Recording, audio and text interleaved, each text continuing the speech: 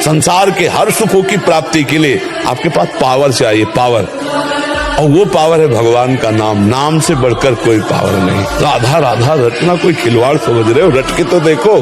अगर आनंद की धारा में न डूब जाओ तो कहला बिना भजन के कहीं किसी को कभी भी शांति, कहीं भी लाभ नहीं मिल सकता।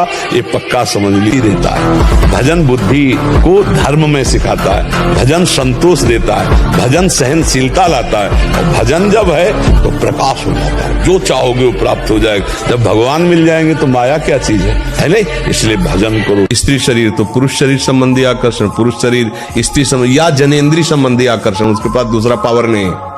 जो आवेश आ रहा है काम का, राधा हे पुरुषों में श्रेष्ठ जो उस व्यथा को सह जाता है। व्यथित इतना नहीं होता कि पागल हो जाए, वो परम पद का अधिकारी होता है।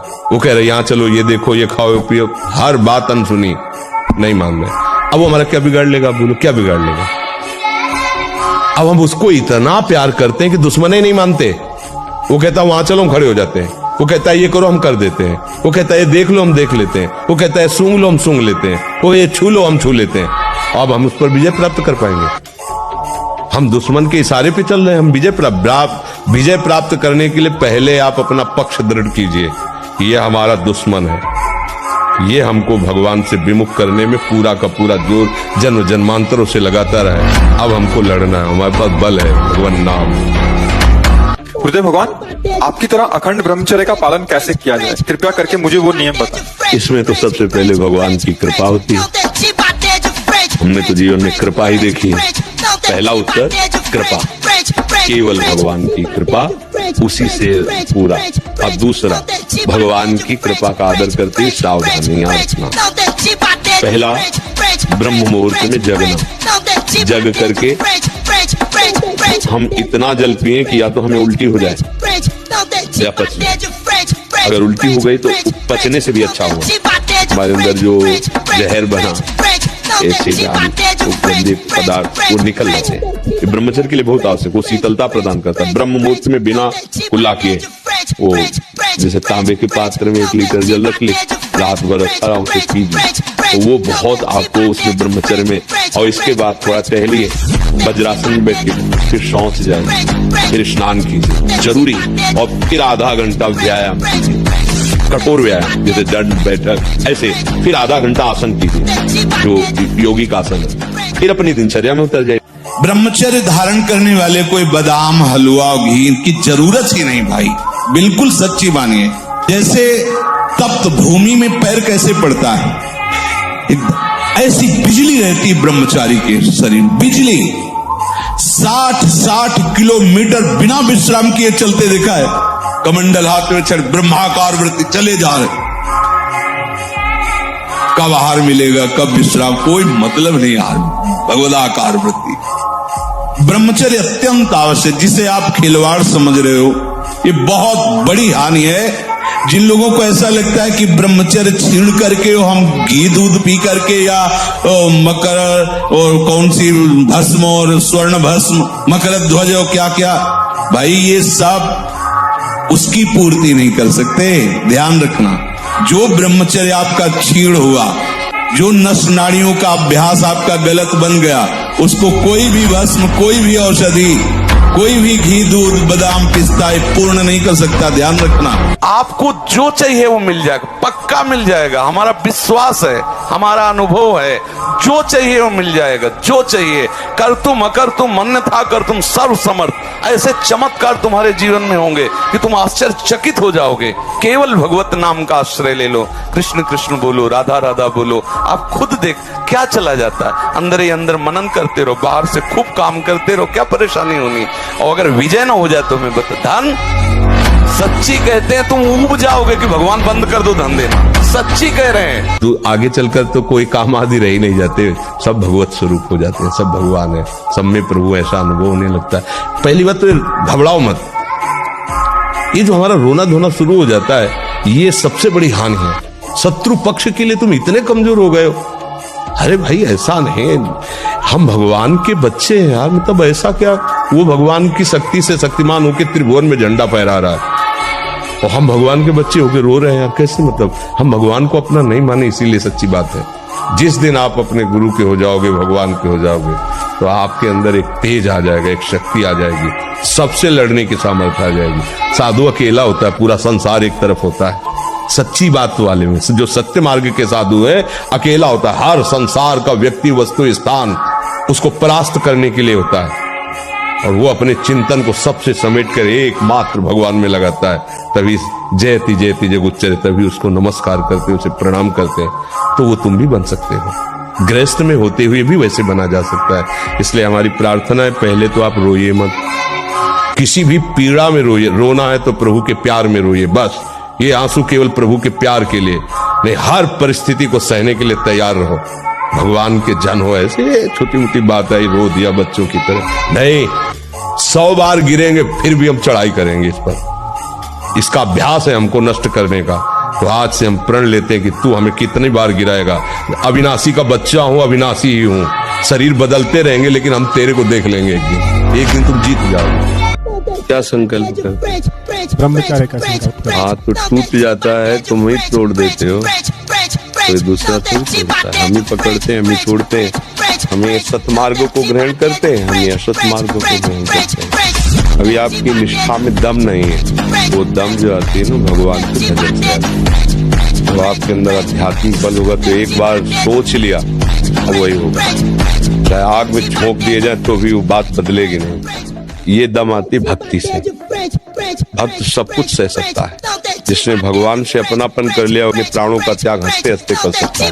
फिर और तो बात ही क्या है। बिना भजन के संकल्प विकल्प तो व्यर्थ है।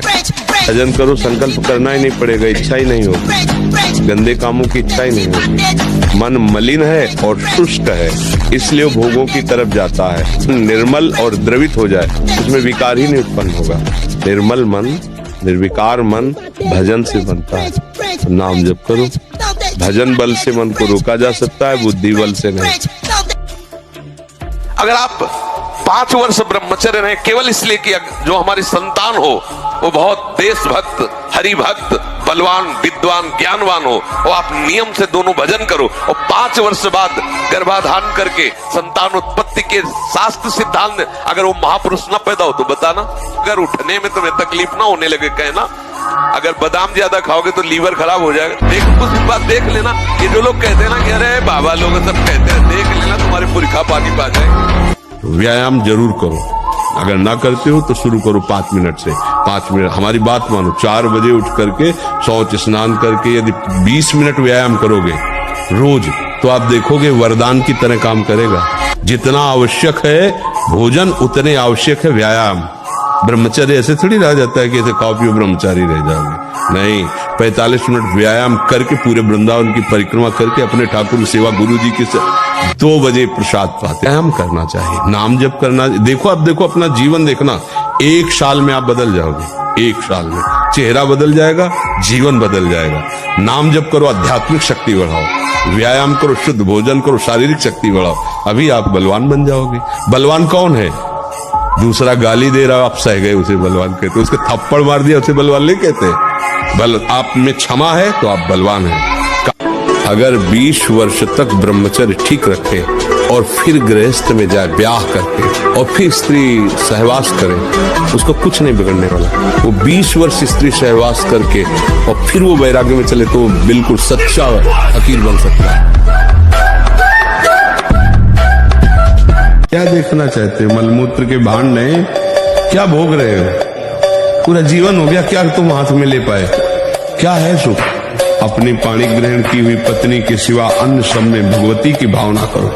अगर दूसरी माताओं बहनों को काम दृष्टि से देखोगे नष्ट हो जाओगे। हमारी बात मान लो, सुखी हो जाओगे। नहीं तो मन है, नेत्र इंद्रिय है, रसेंद्रिय है, जनेन्द्रिय है, यही तो फंसाए, पूरे जीवन नष्ट कर दिए। तो राधा राधा जपो और किसी भी माता बहन की तरफ गंदी दृष्टि से मत देखो। ये सब में भगवान विराजमान है। तो मित्र बोलते हैं कुछ भी गलत करने जाते महाराज जी तांडव करने लगते बोलते ये गलत है, दुर्गति हो जाती है। भगवान कृपा कर रहे ना। अच्छा, जब हारने लगते हैं तो महाराज जी आ जाते हैं, उठ खड़ा हो, नाम जप कर, हो जाएगा। तो बच्चा डिप्रेशन क्यों? दिमाग में भार क्यों? क्योंकि वो अहंकारी अज्ञानी जीव भगवान से परिचय नहीं प्राप्त किया, अध्यात्म को नहीं जाना, इसलिए दुखी हो रहे हैं। बोलो चिंतन की क्या परेशानी है? विषयों का जो चिंतन है, भोजन का, ये मुर्गा मुर्गी खा के बलवान बनना चाहते हैं। ब्रह्मचारी पवित्र आचरण वाला, दूसरों का हित करने वाला, वो बलवान होगा। बल तो भगवत बल प्रदत्त। सबसे चूक हो सकती है, चूक को संभाल ले वही साधक है। भगवान उस चूक को चूक ही नहीं मानते हैं जो संभाल ली जाए। ब्रह्मचर्य से भगवत प्राप्ति की इच्छा करके चित्त से निरंतर मेरा चिंतन करता है तो इंद्रियां शांत हो जाती है। कि ब्रह्मचर्य ये बहुत खास बात है, बैठा लीजिए आप सब। ब्रह्मचर्य की अत्यंत आवश्यकता है, बिना ब्रह्मचर्य के अध्यात्म की चढ़ाई पर नहीं चढ़ सकते हैं। ध्यान से सुन लीजिए, असंयमी मनुष्य का मन और मस्तिष्क सड़ा देते हैं, जीवन को सड़ा देते हैं। पूर्ण ब्रह्मचर्य देश का, समाज का, आत्मा का, सबका परम लाभ। ब्रह्मचर्य का विमल प्रताप प्रकट होता है। ब्रह्मचर्य में अलौकिक अमानुषिक शक्ति जागृत हो जाती है। अमानुषिक ऐसा कैसे हो सकता है? हो सकता है क्योंकि ब्रह्मचर्य, उसकी शक्ति के सामने संसार को आश्चर्य असंभव जान पड़ता है। मजबूत बनो, बाहर और भीतरी दोनों शत्रुओं को रौंदते हुए। अगर इस जन्म में काम पूरा नहीं हुआ ना तो अगला जन्म होगा तब पूरा करूंगा। अविनाशी हूँ मैं, किसी भी स्थिति में निराश उदास हताश नहीं हो सकता। हर कोशिश करूंगा, बाहरी और आंतरिक शत्रु कोई भी मुझे परास्त, हम भजन कर रहे हैं, हमको कोई नहीं परास्त कर सकता। निराशा और उदासीपन ये तो छूना नहीं चाहिए यार। हार जाए तो भी जैसे जीत पे उत्साह, ऐसे उत्साह होना चाहिए। आज हार गए लेकिन कल हम विजय पाओ, मतलब एक बहुत स्ट्रांग चिंतन होना चाहिए, धैर्यवान चिंतन होना। अंगद जी के लिए आता है, भगवान की महिमा का स्मरण करके पैर जमा दिया, उठा तेरी सभा में कोई वीर हो तो मेरा चरण उठा दे हो। और एक बात हमारी याद रखो, तुम भगवान के हो, अब तुम्हारे जीवन में वही होगा जो तुम्हारा मंगल होगा। भारी विपत्ति या दुख जो भी भेजा जा रहा है वो तुम्हारे मंगल के लिए भेजा जा रहा है, परिणाम में देख लेना बड़ा मंगल होगा। द्रौपदी जी ने जब देखा कोई सहारा देने वाला नहीं बचा, अरे वो स्थिति आती, गजेंद्र ने जब देखा ना कि अब की झटके में वो समर्पण उसी में होता है। शास्त्र का ज्ञान न होने का कितनी बड़ी हानि समाज में। थोड़ी सी हानि हुई, अब जीना क्या? पराजय हो गई, अब जीना क्या? दुख आ गया, जीना क्या? फसल नष्ट हो गई, जीना क्या? परीक्षा में फेल हो गए, जीना क्या? धंधा चौपट हो गया, जीना। यही हमारा जीवन है। अरे हम भगवान के अंश है, इस बार हार हुई तो आगे विजय होगी। हारने पर एक जोश पैदा होता है कि अब की बार तो मैं परास्त हो गया, लेकिन अब की बार ऐसा उठूंगा कि मुझे परास्त नहीं कर पाएगा।